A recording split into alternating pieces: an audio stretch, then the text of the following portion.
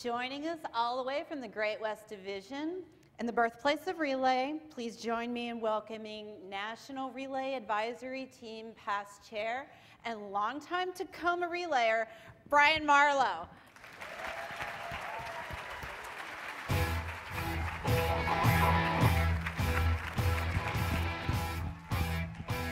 What is that song?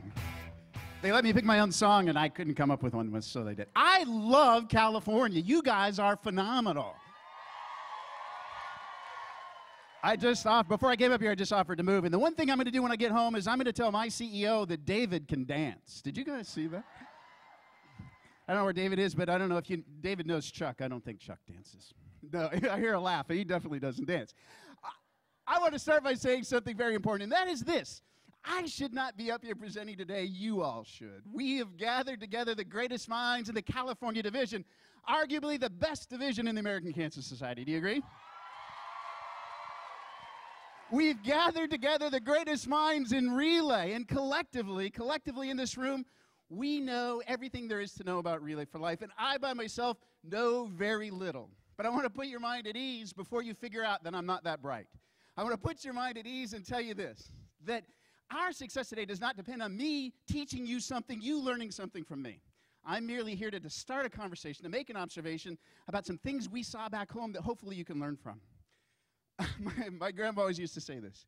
If you're green, you're growing. Once you're ripe, you're rot. I love that saying. And actually, you know what's funny is when I Googled that, I realized that my grandma stole that. I was always suspicious. My grandma stole that from Ray Kroc, the founder of McDonald's. But what she meant was this.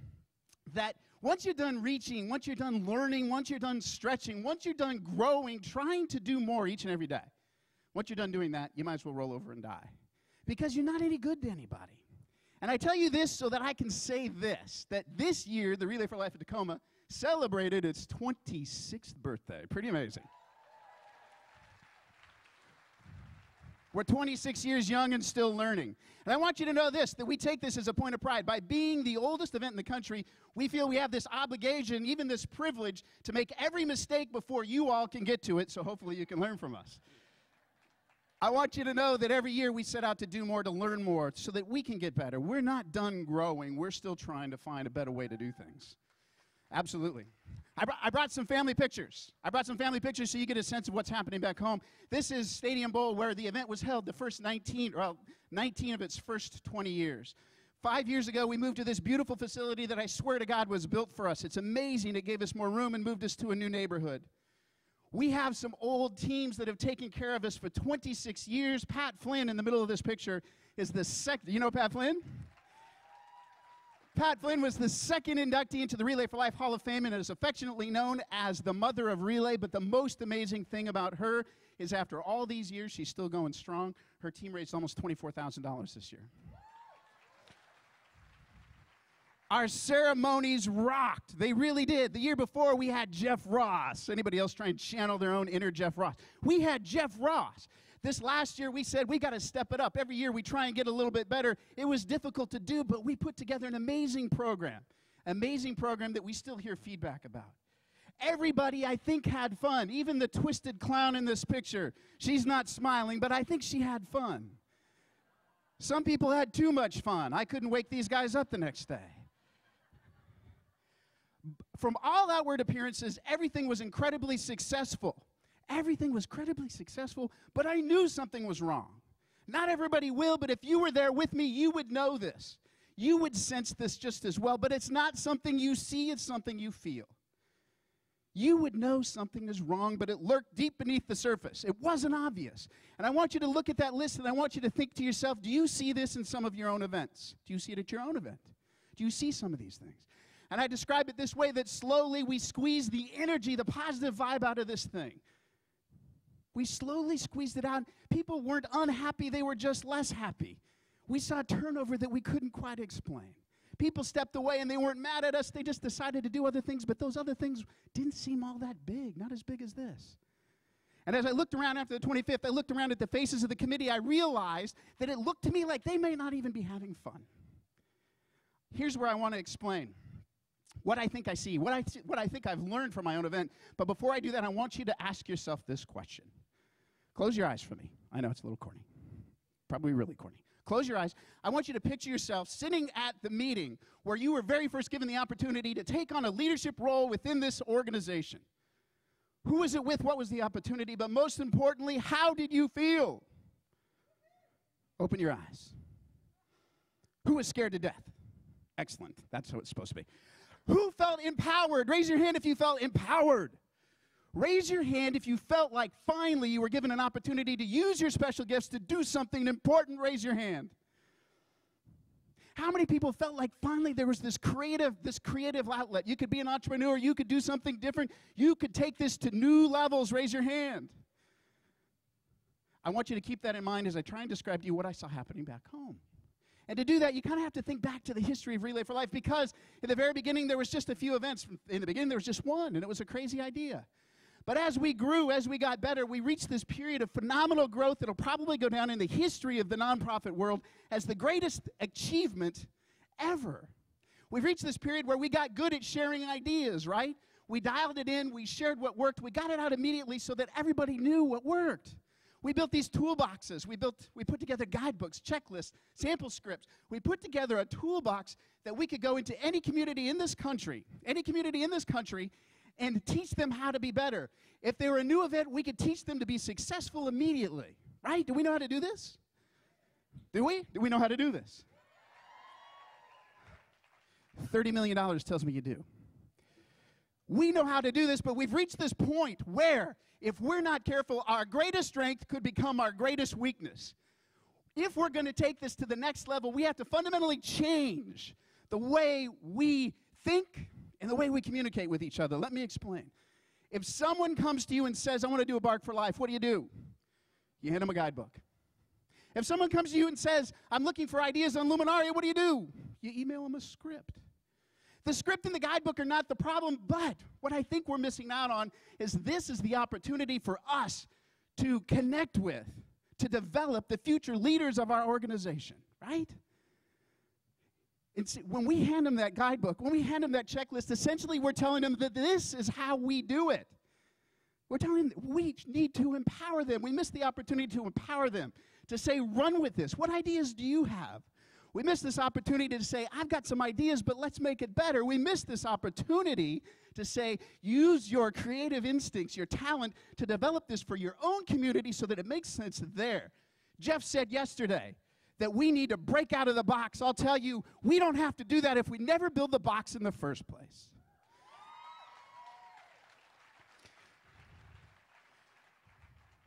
How this manifested itself back home was we turned into this organization of checklists, right? Checklists and timelines, and they're not bad. We need them, but eventually people started smiling less. It mattered less to them. We didn't appeal to the things that appealed to them in the very first place, right? The good news is this doesn't change. We know how to do this. It doesn't change how we do things. It just has to change how we think about things and how we communicate each other. Essentially, we simply need to be better coaches, right? What's the role of a coach? A coach really is just trying to identify talent, right? You're always out there looking for new people, new energy. You're trying to develop talent. You're trying to help them realize what their own strengths and weaknesses are. You try and guide them to the role that makes the most sense for them, and then you don't micromanage them step by step. You try and help them learn how to do these things on their own. Does that make sense? Does it make sense? It makes sense and it makes sense in our roles because essentially everything we do within Relay for Life is all about coaching. It's everything. Because you know this. You've tried it. I know because I have too. You've tried to do everything, right? You've tried to be involved in everything, and you can't do it. This thing is huge. It's bigger than any one person. It's bigger than any 10 people. You can't micromanage every single step. You have to empower people to do it on their own, and you have to have the right people in place to do that. We have to change the way we think about leadership development. And I think the most important place we have to do that is with our leadership D itself. Everybody hear the 5 Ds? Do you guys focus on that? 5 Ds, a number of years ago, a group within the national organization brainstormed around the essential elements of Relay success, and they called these the 5 Ds. And this group of the greatest minds around Relay said that leadership development, when they came together, that if we're to be successful, leadership development is the most crucial thing that we have to focus on. The absolute most crucial thing that we have to focus on. And I want to talk a little bit about some things that I think, because if we're going to raise our leaders in the right way, there's some things that you have to do back home to help them develop, to help them step up, to help generate new people coming into the system, bringing new ideas and new energy. And I'm just going to hit on a few of these today. Structure, energy, attitude, and meetings. If I was good, that spells seem, right? If I was good, there'd be a catchy little phrase down at the bottom so that you can remember that, but now you can see I'm not that good. If anybody has one, help me, because that would look cool there at the bottom, wouldn't it? I'm going to talk about a couple of things related to those. Some of those kind of lumped together, and I'm just going to give you a few highlights, but I really just want you to start thinking. I'm not going to outline it. I just really want you to start thinking. Structure. The most important thing with structure is this. You know, we came from a culture where we essentially took what we had and we created a structure around that. Stephanie likes balloons, okay? So we create a balloon chair, right? I don't know what that does. Bob likes face painting, so we have a face painting chair. Eventually, you know the obvious thing is you have this structure that you look at and you're like, good God, what does that do? What is that for? That's the most obvious thing. The thing that's not so obvious is that when you do that, you tend to go back to the same people every single year and get the same results, right? Because how many balloon chairs are there out there, right? So what I'm encouraging you to do is to go home and to look at your structure, to look at what you need. What are your goals? What do you need? Build the structure, then go find the people for it. Does that make sense? Build the structure, then go find the people, and then let leaders lead. The other thing that we do is we build the box around these committees, and if we're going to develop future leaders, we have to get rid of these self-imposed limitations. How many times have you been through a process where you take last year and you add some magic percentage to it? What does that have to do? 10%, 5%, 8%. What does that have to do with your potential? Absolutely nothing. It's an ingrained way of thinking that doesn't help us. The other thing that we do is we say, this is how we do it, right? You know, you go, like I go back to the Luminaris ceremony. Well, this is how we do it. We've got to break that down, and we've got to do things to help us break that down. Raise the bar. Bring up the energy. Do things. This is just a list of a couple of different things that we did within our own little group to try and raise the bar. The most important thing I'm going to focus on is data. We actually use data to make a point. Rather than just talking about ambiguous things, we made it real. We set stretch goals. We've written a preamble for our meetings. And what it's going to say is, we're still developing it. What it's going to say is this. This is a safe place to have crazy ideas. If you want to dream big, do it here. No one's going to laugh at you. This is a safe place to say, I'm going to change the world. It's a safe place to say that when I'm coming up short, I'm going to raise my hand and say, I need help. This is a safe place to just go for it. The cause is important. It's our constant focus. We, in doing this, have built a sales force of wild and crazy people, not as wild and crazy as you. Good God. I would love to bottle this up and take it back home. We built this sales force of wild and crazy people, but raise the bar, people. If we want to find the best and the brightest, we've got to raise the bar. Committee development, I'm just going to talk about a different thing. Everybody should be a talent scout, but I'm going to bring up just one example to get people thinking about. Bringing in new people is the thing that says, if I were hit by a bus.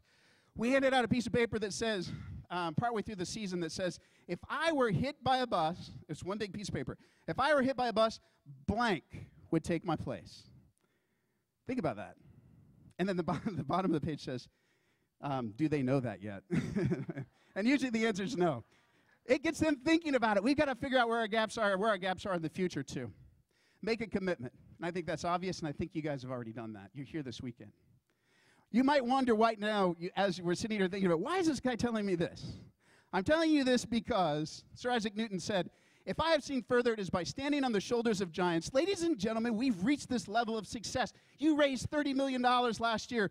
We are standing on the shoulders of giants. We got here because before us, some amazing people did amazing things, and now we can see out further. The possibilities for us are boundless because the people before us did amazing things. And Thomas Paine says, it's up to us now to lead, to follow, or to get out of the way. Ted Turner dropped an F-bomb into the middle of this and made it famous. Did you guys remember that? Lead, follow, or get out of the way. Thomas Paine said it in a family-friendly way. And what that means is this. I don't know you individually, but I know you. I know what it takes to get into this room, and you are not followers. You are not here because you are followers. And I know you're too stubborn to get out of the way, right? Am I right? That was a big... You, my friends, are here to lead. You're here to lead this organization forward and to find the leaders that fill in behind you as you go. You are here because you're leaders. And Robert Kennedy said, if it's not us, if it's not us, who is it? And today is not the day, when is? I'm telling you that if we leave this room successful, it's because you in this room, each one of you, not everyone's going to believe me right now, but each and every single one of you has to make the commitment to go back to your communities and to do great things. And if it's not going to be you, I want you to ask, who is it going to be? And if today is not the day, tell me what day is better. Our cause is important. Our cause is important. Our communities are depending on us. The United States, the world is depending on our success. It is too important. And I have to tell you that it's up to you. And I want you to know this, that it's an amazing experience. This is an amazing experience, and you may not realize it now, but this might be one of the most important things that you do with your life.